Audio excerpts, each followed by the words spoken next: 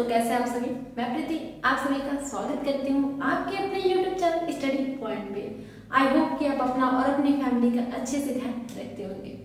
तो आज की इस नई वीडियो में एक नया टॉपिक क्या है, जंतु कोशिका और पादप यानी कि प्लांट सेल में क्या डिफरेंट होता है, यानी कि एनिमल सेल और प्लांट सेल में डिफरेंट आज हम जानेंगे। ये चैप्टर, ये जो पॉइंट है, ये टॉपिक है, कोशिका चैप्टर से लिया गया। इसके बाद मैं कोशिका चैप्टर ही स्टार्ट करने वाली हूँ एक बार और।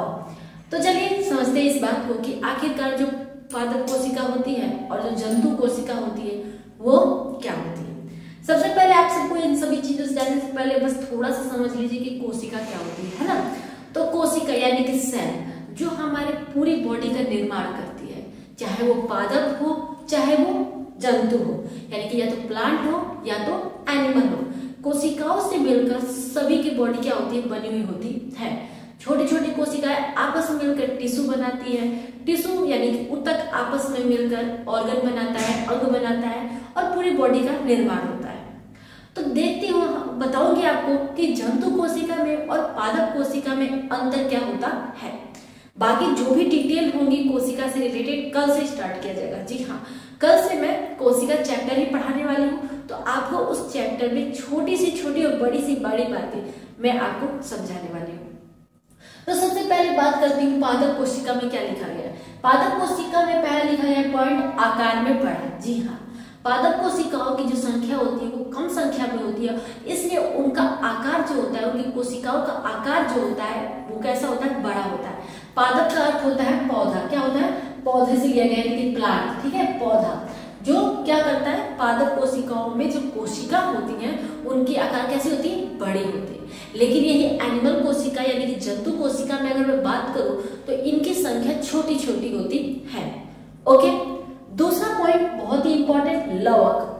पहली बात समझते हैं लवक क्या होता है। लवक को इंग्लिश में हम बोलते हैं, क्या बोलते हैं लवक को इंग्लिश में, इसको प्लास्टिड बोलते हैं। क्या बोलते हैं, प्लास्टिड। अब प्लास्टिड क्या होता है, ध्यान से सुनिएगा। प्लास्टिड एक सेल ऑर्गेनल है जो प्लांट में रहकर प्लांट को कलर प्रोवाइड करता है, यानी कि उनको कलर देता है, जैसे कि ग्रीन कलर। सबसे पहले प्लास्टिड यानी कि लवक तीन प्रकार के होते हैं। मैम कितने प्रकार के होते हैं, मैं यहाँ पे लिख देती हूँ, तीन प्रकार के होते हैं। नाम मुंह से बोलूंगी, ध्यान से सुनिएगा। तीन प्रकार, क्लोरोप्लास्ट होता है, क्रोमोप्लास्ट होता है और ल्यूकोप्लास्ट। क्लोरोप्लास्ट ग्रीन कलर देता है पौधों को, क्रोमोप्लास्ट ग्रीन कलर को छोड़कर बाकी सारे कलर देता है और ल्यूकोप्लास्ट ब्राउन कलर देता है। क्लोरोप्लास्ट के कारण पौधे हरे दिखाई देते हैं, क्रोमोप्लास्ट के कारण वेजिटेबल फ्रूट्स ये आपको कलरफुल दिखाई देते हैं, है ना। जैसे कि पीला, लाल, ये सब कलर कौन देता है, क्रोमोप्लास्ट। और ल्यूकोप्लास्ट जो होता है ब्राउन कलर प्रोवाइड करता है। तो जो प्लास्टिक की बात हो रही है, तो प्लास्टिक का किसमें प्रेजेंट होता है, प्लास्टिक यानी कि लवक किसमें होता है, प्लांट में होता है। क्या एनिमल में प्लास्टिक होगा, क्या हमको लाल पीला हरा कलर चाहिए, नहीं, हमको लाल पीला हरा कलर नहीं चाहिए। तो लवक हमारे अंदर क्या होता है, अनुपस्थित होता है। मैंने लिखा है, आप ध्यान से सुनते रहिए बस। लवक क्या होता है, अनुपस्थित होता है। तीसरा पॉइंट, रसधानी। रसधानी को इंग्लिश में क्या बोलते हैं, रसधानी को इंग्लिश में बोलते हैं वैक्यूल्स। क्या बोलते हैं, वैक्यूल्स। क्या बोलते हैं, वैक्यूल्स। वैक्यूल्स क्या होता है मैम, वैक्यूल जो होता है ना फूड स्टोरेज में वर्क करता है। प्लांट में लार्ज वैक्यूल होता है, कैसा होता है, लार्ज यानी कि बड़ा वैक्यूल होता है। फूड स्टोरेज करने के लिए वर्क करता है, यानी कि भोजन को संचित करता है, जिसे हम हिंदी में रसधानी और इंग्लिश में वैक्यूल्स कहते हैं। लेकिन अगर मैं एनिमल में बात करूं तो एनिमल में जो होता है यानी कि जंतु कोशिका में रसधानी जो होती है छोटी होती है।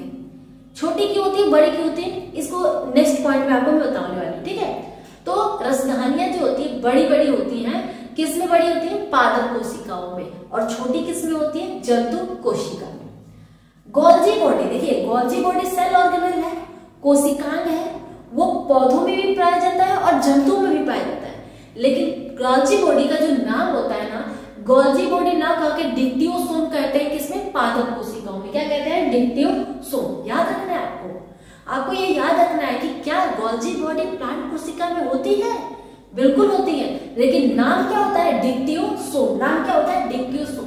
अब ये गोल्जी बॉडी क्या होता है, गोल्जी बॉडी जो होता है प्रोटीन सिंथेसिस करता है, प्रोटीन का संश्लेषण करता है, जो आपको मैं कल से चैप्टर स्टार्ट कर रही हूँ सेल चैप्टर, तो मैं आपको तब मैं बताऊंगी सारे सेल ऑर्गेनल के बारे में, एकदम बेफिक्र रहिए। तो डिप्टियोसोम के नाम से गोल्जी बॉडी को जानता है किसमें, पादप कोशिकाओं। लेकिन गोल्जी बॉडी को गोल्जी बॉडी के नाम से ही जानते हैं किसमें, एनिमल जंतु कोशिकाओं में। अब देखिए ये जड़ों में भोजन का संग्रहण स्टार्च के रूप में, ये स्टार्च इंपॉर्टेंट है। आपको पूछा जाएगा कि पौधे जो भोजन को संचरण करते हैं, संग्रहण करते हैं, इकट्ठा करते हैं, किस फॉर्म में तैयार रखते हैं, स्टार्च के फॉर्म में। मंड भी बोलते हैं ना, मंड भी बोलते हैं, स्टार्च मंड। लेकिन यही बात मैं पूछूं कि जंतु कोशिका हम ही लोग में है, तो जंतु कोशिका में भोजन किस फॉर्म में स्टोर होता है, तो ग्लाइकोजन के फॉर्म में। आपको लिखी हूं मैं यहाँ पे, याद रखिएगा हमारे अंदर जो भोजन होता है ग्लाइकोजन के फॉर्म में स्टोर होता है, लेकिन पौधे मंड या स्टार्च के फॉर्म में स्टोर करते हैं।